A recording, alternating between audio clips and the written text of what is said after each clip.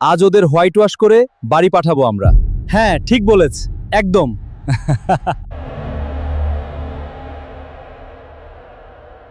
দিনটা 10ই ডিসেম্বর 2022। চট্টগ্রাম জহুর আহমেদ চৌধুরী স্টেডিয়ামে ভারতকে হোয়াইট ওয়াশ করার জন্য মাঠে নামে বাংলাদেশি টিম।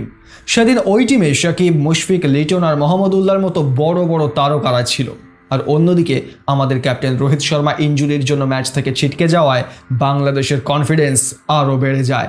তারা ঠিক করে নিয়েছিল আজকে ভারতকে হোয়াইট ওয়াশ করেই ছাড়বে তারা। একদিকে বাংলাদেশের মাটিতে খেলা, তার উপর রোহিত শর্মা নেই, আর অন্যদিকে ভারতীয় শিবিরে বিরাট কোহলি ছাড়া আর কোনো বড় নাম সেদিন ছিল না। তাই গ্যালারিতে বসে থাকা বাংলাদেশি দর্শকরা প্রায় ধরেই নিয়েছিল আজকের ম্যাচ ভারত হারতে চলেছে। কিন্তু সেদিন তারা হয়তো কল্পনাও করতে পারেনি যে ভারতীয় টিমের মধ্যে লুকিয়ে থাকা এক পুষ্পা তাদেরকে ছিন্ন বিচ্ছিন্ন করে দেওয়ার জন্য প্রস্তুতি নিচ্ছে। সেদিন ওই পুষ্পা বাংলাদেশের মাটিতে এমন ইতিহাস তৈরি করেছিল যেটা বাংলাদেশ চাইলেও ভুলতে পারে না। কি ঘটেছিল সেদিন আর কে ছিল সেই পুষ্পা, জানতে হলে ভিডিওটি লাইক করে পুরোটা দেখতে থাকুন। এই দিনকার ম্যাচটা ভারতের জন্য ছিল ডু অর ডাই, অর্থাৎ জিতলে মান সম্মান বাঁচবে আর হারলে পুরো মান সম্মান খুইয়ে বাংলাদেশ ত্যাগ করতে হবে। এই দিন ভারতের ক্যাপ্টেন্সির দায়িত্ব এসে পড়ে KL রাহুলের কাঁধে, আর অন্যদিকে বাংলাদেশের ক্যাপ্টেন ছিল লিটন দাস। দুজনের মধ্যে টস হয় এবং লিটন দাস টসে জিতে প্রথমে ফিল্ডিং করার সিদ্ধান্ত নেয়। ভারতের ওপেনিং জুটি মাঠে নামে শিখর ধাওয়ান আর আজকের ম্যাচে সুযোগ পাওয়া ঈশান কিষান। দুজনের কাছে দায়িত্ব ছিল ভারতকে একটা দারুণ স্টার্ট দেওয়ার, কিন্তু শুরুটা ভারতের জন্য মোটেই ভালো ছিল না।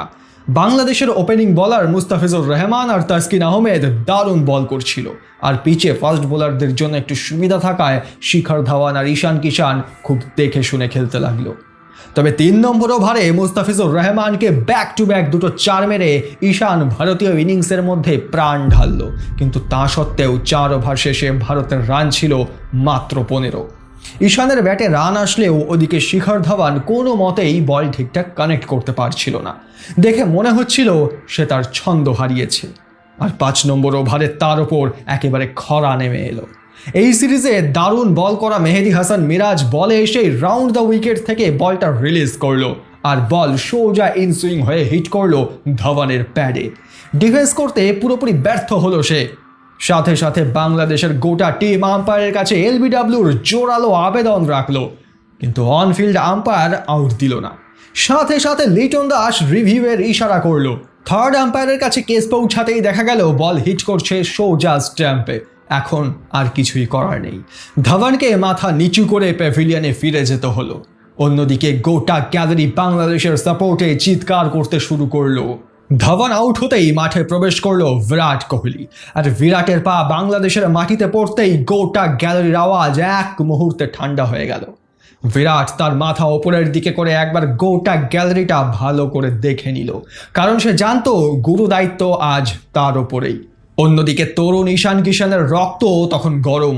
6 নম্বর ওভারে তাসকিনকে আবার দুটো 4 মেরে নিজের পরীক্ষা নিজেই নিচ্ছিল সে। IPL-এ দারুণ পারফরমেন্স করা ঈশান কিষান ইন্টারন্যাশনাল ক্রিকেটে কীরকম খেলবে সেটা নিয়ে সবার সন্দেহ ছিল, কিন্তু আজকে সব বাধা অতিক্রম করে সে এগিয়ে চলছিল নিজের লক্ষ্যের দিকে। হুট করে 7 নম্বর ওভারে এমন একটা ঘটনা ঘটে যেটা দেখে গোটা গ্যালারি একেবারে হাঁ হয়ে যায়। একটু আগে উইকেট নেওয়া মিরাজের বলে বিরাট কোহলি কভারের দিকে আলতো করে একটা শট খেলেন, কিন্তু বল চলে যায় শর্ট মিড উইকেটে দাঁড়িয়ে থাকা ফিল্ডার ক্যাপ্টেন লিটন দাসের দিকে। একদম খপ করে ধরে ফেলার মতো সহজ একটা ক্যাচ ছিল ওটা, কিন্তু সবাইকে অবাক করে ক্যাচটা হাত থেকে ফেলে দিলেন তিনি। কি অবাক করা কাণ্ড! গ্যালারিতে বসে থাকা বাংলাদেশি দর্শকরা তখন এক প্রকার হতভম্ব। তারা মনে মনে লিটনকে যে কী বিদ্রূপ করছিল সেটা আপনারাই কল্পনা করুন। আর করবে নাই বা কেন? মাত্র 1 রানে দাঁড়িয়ে থাকা বিরাট কোহলির ক্যাচ এইভাবে মিস, এটা ইন্টারন্যাশনাল ক্রিকেটে একটা অপরাধের সমান। কিন্তু বাংলাদেশের দর্শকরা কি এটা জানতো যে বিরাট কোহলির সামনে যে ফিল্ডিং করে তার বুক কীরকম ধকপক করে? আর হয়তো সেটাই হয়েছিল লিটন দাসের সাথে। যাই হোক, বিরাট একটা জীবন পেল, আর জীবন পেয়েই পরের বলে মেরে দিল 1খানা 4। বাংলাদেশের ফিল্ডাররা এতটাই আতঙ্কে ছিল যে এই বলটাও মিস করে ফেললো। ওভার শেষ হবার সাথে সাথেই বিরাট কোহলি ঈশান কিষানের কাছে দৌড়ে গেল আর তাকে বলল এখন কোনো রিস্ক না নিতে, কারণ বাংলাদেশ যদি একবার মোমেন্টাম পেয়ে যায় তাহলে এই ম্যাচ আমাদের জন্য কঠিন হবে।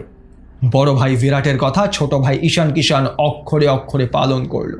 পরের 4-5 ওভারে দুইজনে একটিও বাউন্ডারি মারার চেষ্টা করলো না, জাস্ট সিঙ্গেল আর ডাবল নিয়ে নিজেদেরকে সেট করে নিল।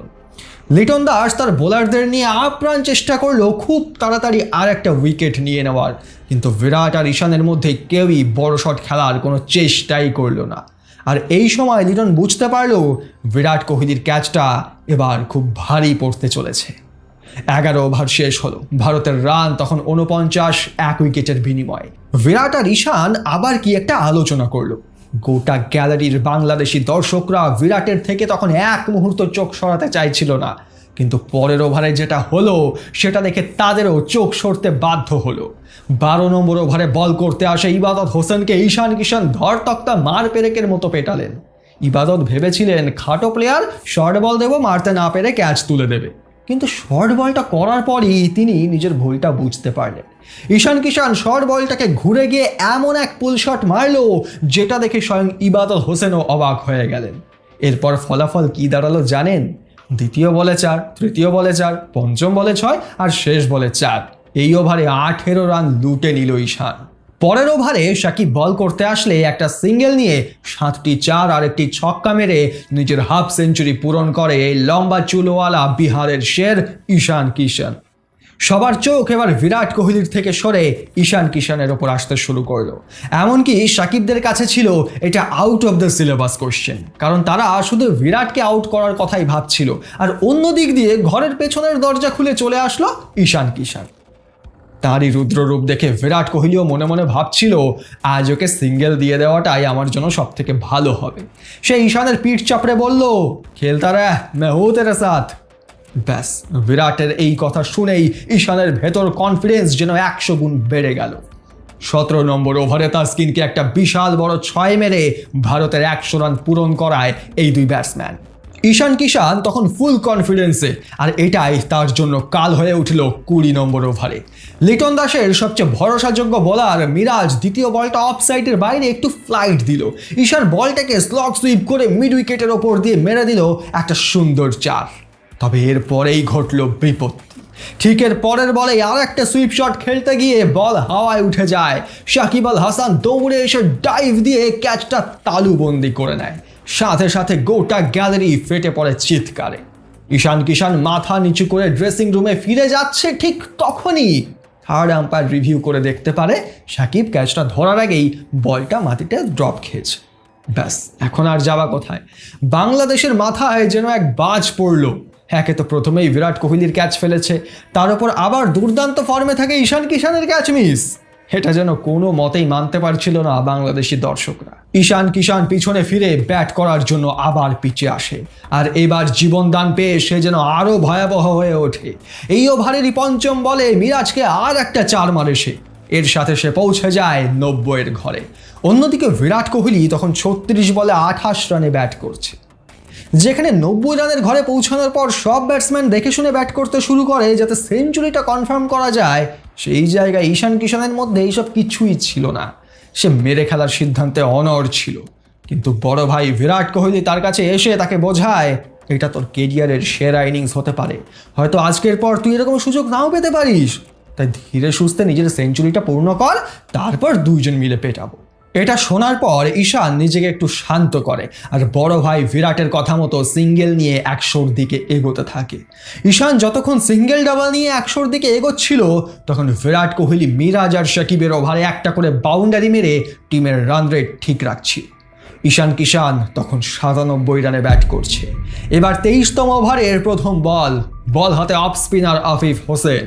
আফিফ বলটা একটু বাইরের দিকে ফেললেন, আর ঈশান এক মুহূর্ত দেরি না করে হাঁটু গেড়ে বসে ডিপ মিড উইকেটের ওপর দিয়ে মারলেন এক দুর্ধর্ষ 4।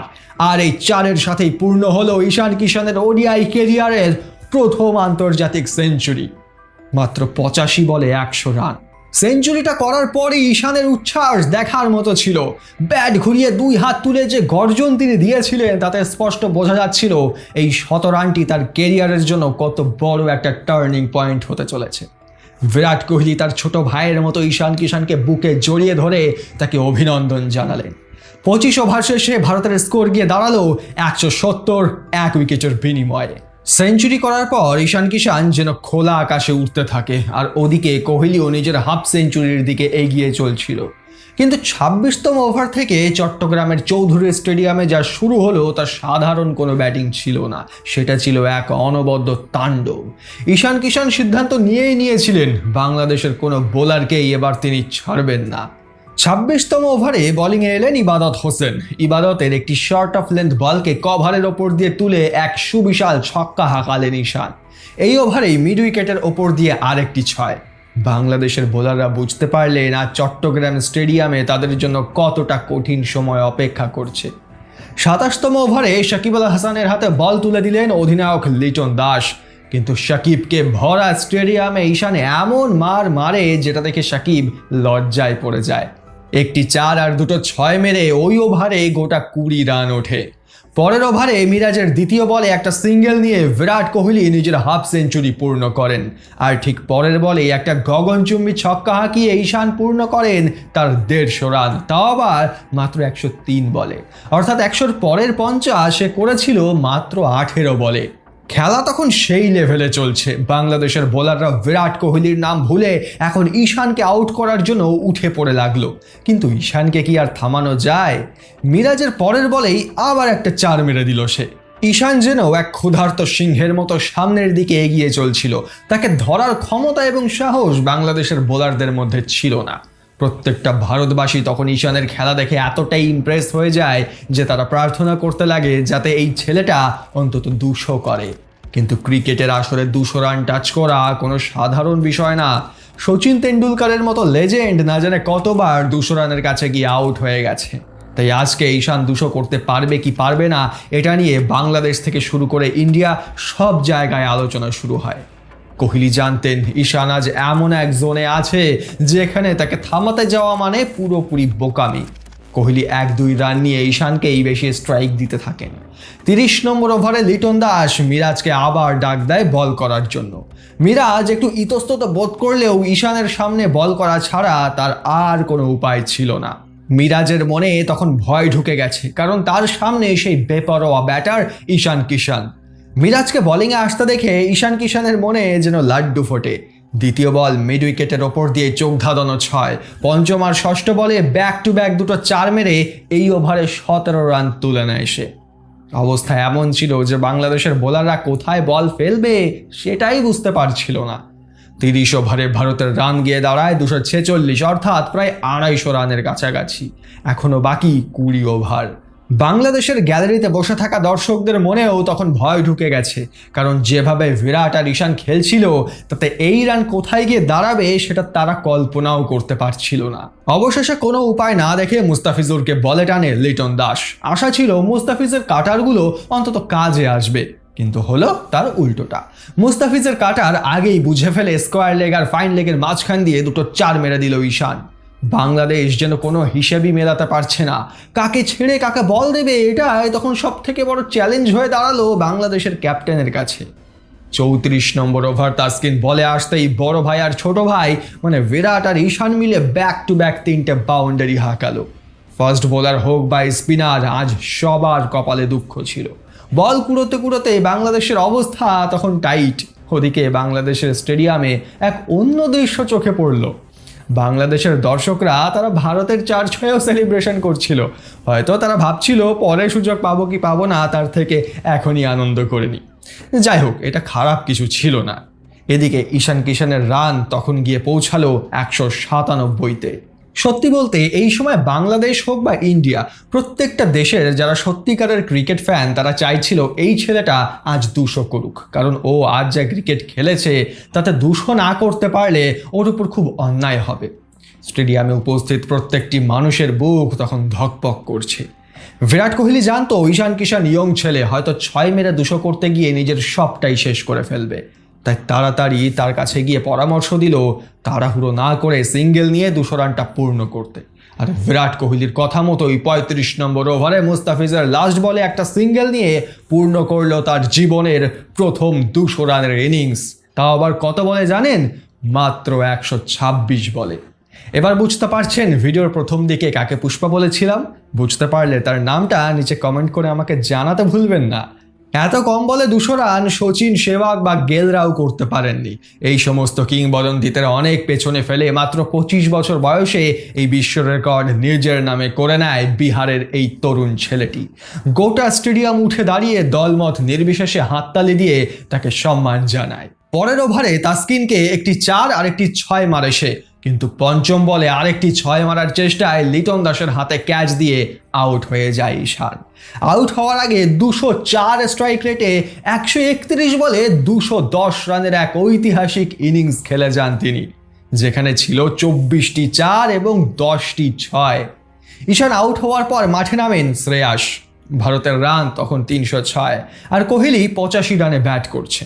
তবে শ্রেয়াস আইয়ার খুব তাড়াতাড়ি আউট হয়ে গেলেন। এবার অন্য প্রান্তে দাঁড়িয়ে থাকা বিরাট কোহলি সব দায়িত্ব নিজের কাঁধে নিয়ে গিয়ার চেঞ্জ করলেন। ইবাদতের চতুর্থ বলে একটা 6 মেরে নিজের কাঙ্ক্ষিত সেঞ্চুরি পূরণ করলেন তিনি। সেঞ্চুরিটা করার পর তার অ্যাগ্রেশন ছিল দেখার মতো। 2019 সালের আগস্ট মাসের পর থেকে ওডিআই ক্রিকেটে কোনো সেঞ্চুরি ছিল না তার, তাই সবাই তাকে নিয়ে নানা রকম কটূক্তি করত। বলা হতো বিরাট কোহলি নাকি শেষ হয়ে গেছে, সে আর ঘুরে দাঁড়াতে পারবে না। কিন্তু সেই সব সমালোচকরা ভুলে গিয়েছিল সিংহ যতই ঘায়েল হোক, স্বীকার করা সে কখনোই ভোলে না। 42 নম্বর ওভারে সাকিবের বলে আউট হওয়ার আগে বিরাট কোহলি করেন 91 বলে 112 রান, যার মধ্যে ছিল 11টি 4 আর 2টি 6।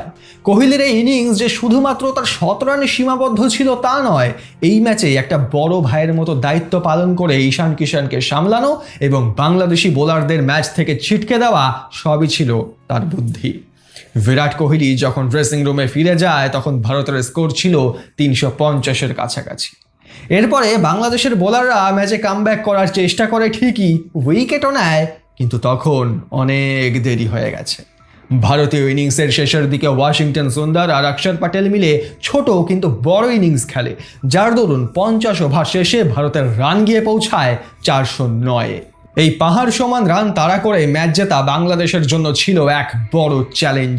আর সত্যি বলতে সেদিন ব্যাটিং ফ্রেন্ডলি পিচেও 410 রানের বিশাল মানসিক চাপ বাংলাদেশের ব্যাটারদের প্রথম ওভার থেকেই ব্যাকফুটে ঠেলে দেয়।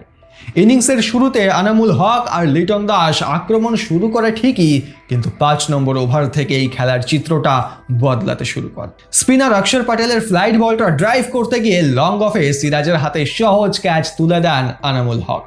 মাত্র 8 রানে ফিরতে হয় তাকে। এরপর লিটন দাস ও দলের সেরা ব্যাটার সাকিব আল হাসান মিলে স্কোরবোর্ড এগিয়ে নিয়ে যাওয়ার চেষ্টা করেন, কিন্তু 8ম ওভারে মোহাম্মদ সিরাজের লেন্থ ডেলিভারিতে অফসাইডে গ্যাপ খুঁজে ড্রাইভ করতে গিয়ে টাইমিং মিস করেন লিটন। মিড অফে দাঁড়িয়ে থাকা শার্দুল ঠাকুরের হাতে ক্যাচ দিয়ে 29 রানে বিদায় নেন অধিনায়ক লিটন দাস। 48 রানে 2 উইকেট হারিয়ে শুরুতেই বড় বিপদে পড়ে বাংলাদেশ। 2 উইকেট হারানোর পর সাকিব আল হাসান উমরানের ওভারে ফ্লিক ও পুল শটে 2টি 4-এ 11 রান তুলে নেন। কিন্তু অন্য প্রান্তে থাকা অভিজ্ঞ মুশফিকুর রহিম যেন একটু বেশিই চাপে পড়ে গিয়েছিলেন। 12 নম্বর ওভারে অক্ষরের একটি সোজা স্ট্যাম্পের দিকে আসা আর্ম ডেলিভারিতে রিভার সুইপ খেলতে গিয়ে সম্পূর্ণ বিট হয়ে যান তিনি। মাত্র 7 রানে ক্লিন বোল্ড হন মুশফিকুর রহিম। দলের মিডল অর্ডার পুরোপুরি ধসে পড়ায় ম্যাচ অনেকটাই ছিটকে যায় বাংলাদেশের থেকে। মুশফিকের বিদায়ের পর ক্রিজে আসেন ইয়াসির আলী রাব্বি। ইয়াসির এসে সাকিবের সাথে ইনিংসটাকে একটু সামলানোর চেষ্টা করে, কিন্তু কুলদীপ যাদবের স্পিনের জাদুতে বাংলাদেশের ইনিংস আবার স্লো হতে থাকে। চাপ কাটাতে 19তম ওভারে উমরান মালিককে একটা বিশাল ছক্কা হাঁকায় ইয়াসির আলী, কিন্তু সেই ওভারের 3য় বলে উমরানের 145 কিলোমিটার গতির বল ইনসুইং হয়ে ইয়াসিরের প্যাডে আছড়ে পড়ে। ভারতের জোরালো আবেদনের সাথে সাথে এলবিডব্লিউ হয়ে মাত্র 25 রানে ঘরে ফেরে ইয়াসির। বাংলাদেশ তখন 109 রানে 4 উইকেট হারিয়ে ফেলেছে। বাংলাদেশি দর্শকদের আশা ভরসা তখন ধীরে ধীরে নেমে আসছে, কিন্তু যেহেতু সাকিব এখনো মাঠে উপস্থিত তাই তাদের আশা তখনও পুরোপুরি শেষ হয়নি। মাঠে নামলেন অভিজ্ঞ মোহাম্মদুল্লাহ রিয়াদ। রানের প্রেশার ধীরে ধীরে বাংলাদেশের ওপর বাড়ছিল, তাই বড় শট খেলা ছাড়া আর কোনো উপায় ছিল না। 22 নম্বর ওভারে কুলদীপের বলে একটা বড় শট খেলতে যায় সাকিব, কিন্তু এখানেই ভুল করে বসেন তিনি। কুলদীপের গুগলি বুঝতে না পেরে সাকিব ব্যাট চালিয়ে বসে আর বলটা ব্যাটের কোনায় লেগে সোজা চলে যায় স্ট্যাম্পে। 50 বলে 43 রান করে সাকিব আউট হতেই চট্টগ্রামের স্টেডিয়ামে বাংলাদেশি সমর্থকদের আশা এক নিমেষে ধূলিসাৎ হয়ে যায়। 25 ওভার শেষে বাংলাদেশের রান দাঁড়ায় 134, 5 উইকেটের বিনিময়ে। গ্যালারিতে বসে থাকা দর্শকরা বুঝে গিয়েছিল এই রান তাড়া করা বাংলাদেশের পক্ষে সম্ভব নয়, কিন্তু তারা আশা করছিল অন্তত 300 রান করে বাংলাদেশ মান সম্মানটা অন্তত যাতে বাঁচিয়ে নেয়। কিন্তু সেদিন ভারতীয় বোলিং অ্যাটাকের সামনে বাংলাদেশের তাবড় তাবড় প্লেয়াররা হাঁটু গেড়ে দিচ্ছিল। শাকিব আউট হতেই যেন এক প্রকার ধস নামা শুরু হলো বাংলাদেশের ইনিংসে। ওয়াশিংটনের ওভারে এলবিডব্লিউ হয়ে বিদায় নিল মোহাম্মদুল্লাহ। এরপর মাত্র 6 রানে আফিফ, মিরাজ আর ইবাদত আসলেন আর গেলেন। 149 রানে 9 উইকেট হারিয়ে বাংলাদেশ তখন যেন এক ধ্বংসস্তূপে পরিণত হয়েছে। 400 রানের বিপরীতে 149 রানে 9 উইকেট একেবারেই শোভা পাচ্ছিল না। সবাই ভেবেছিল 150 রানেই গুটিয়ে যাবে বাংলাদেশ, কিন্তু শেষমেশ তাসকিন আহমেদ আর মুস্তাফিজুর রহমান মিলে বাংলাদেশের রান কিছুটা সম্মানজনক জায়গায় নিয়ে যাওয়ার চেষ্টা করেন। তবে 34তম ওভারে আর রক্ষা হয়নি। উমরান মালিকের ঘন্টায় 145 কিলোমিটার গতির ফুল লেন্থ ডেলিভারি লেগ সাইডের রুম বানিয়ে খেলতে গিয়ে মুস্তাফিজ পুরোপুরি মিস করেন। চাবুকের মতো আসা বলটি সরাসরি অফ স্টাম্প উপড়ে ফেলে দেয়। 34তম ওভারের শেষ বলে মুস্তাফিজ আউট হতেই 182 রানে অল আউট হয়ে যায় বাংলাদেশ। সেদিন ভারতের কাছে 227 রানে পরাজয় স্বীকার করতে হয় বাংলাদেশকে। এটা তাদের জন্য ছিল এক প্রকার লজ্জা, কারণ যেই টিম আজ ভারতকে হোয়াইট ওয়াশ করার লক্ষ্যে মাঠে নেমেছিল তাদেরকেই লজ্জাজনকভাবে হারালো ভারত। তবে সত্যি বলতে সেদিন বাংলাদেশি বলুন আর ভারতীয়ই বলুন, কোনো দর্শকই গ্যালারি থেকে মন খারাপ করে ফেরেনি, কারণ সেদিন তারা এমন একটা ম্যাচের সাক্ষী থেকেছিল যেখানে বিরাট কোহলি এবং সেই ম্যাচের পুষ্পা ঈশান কিষান দুজনে মিলে 4-6-এর বন্যা বইয়ে দিয়েছিল গ্যালারিতে। আর এমন ম্যাচের সাক্ষী খুব কম লোকই থাকে। বন্ধুরা, সেদিন এই ম্যাচটিকে কে কে দেখেছিলেন আর কে কে দেখেননি নিচে কমেন্ট করে জানাবেন অবশ্যই। ভিডিওটি ভালো লাগলে একটি লাইক করে দেবেন, আর এরকমই ক্রিকেটের ভিডিও দেখার জন্য চ্যানেলটিকে সাবস্ক্রাইব করে রাখতে পারেন।